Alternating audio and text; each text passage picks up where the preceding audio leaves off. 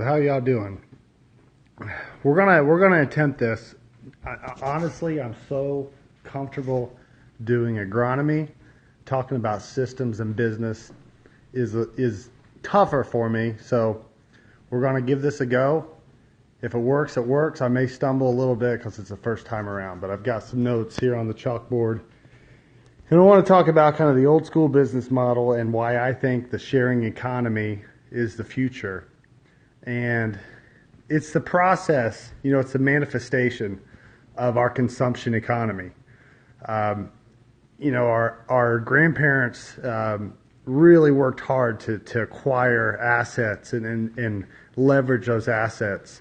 And now we've came to a point where we just have so much stuff, so many possessions. I take the trash out every day. We're just in a consumption economy.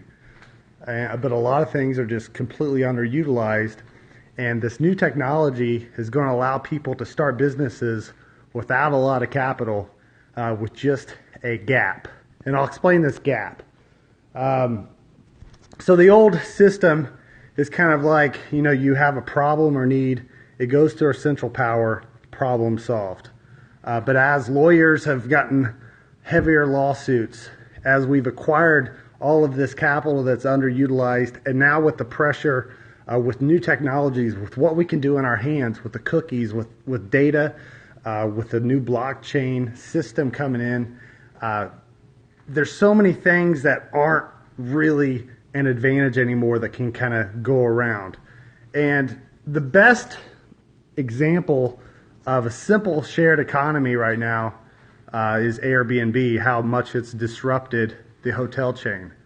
So normally, we could utilize the internet to book a hotel, book the reservations and everything. Airbnb, just came around here in the last 4 or 5 years, and it's leveraging a gap.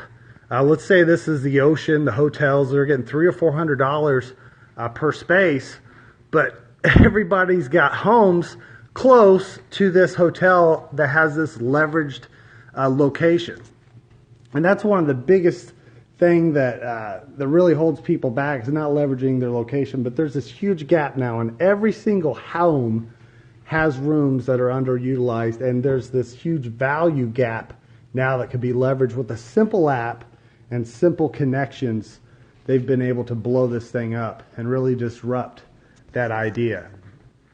So what you're seeing, and this, I'm not saying anything, that people don't know, but we've seen our business models really change here from the mom and pops that would just sell, snow boots and snow shovels or something nichey.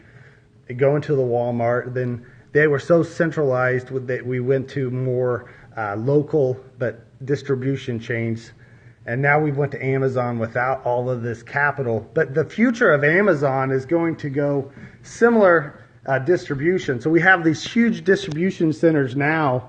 They're going to be smaller distribution centers just to kind of unload goods, kind of pre-ordered.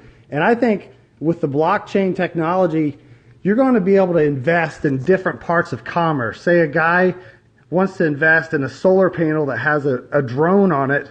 He could go out and fly to that smaller distribution channel, go to a refrigerator with a smart device that says, I need beer. And a lot of these smart devices will be linked up via blockchain, and people will actually be able to invest in different parts of commerce and capital and truly get the value of it, but in a much more efficient system than as we flow back. So this gap is so important. It's this gap in a leveraged asset compared to what we can do by sharing is really what's going to open the door up to all these opportunities. And that's the idea behind what I'm doing here with Constant Canopy and my ideas with Maneuver, is how can we share and get more with less?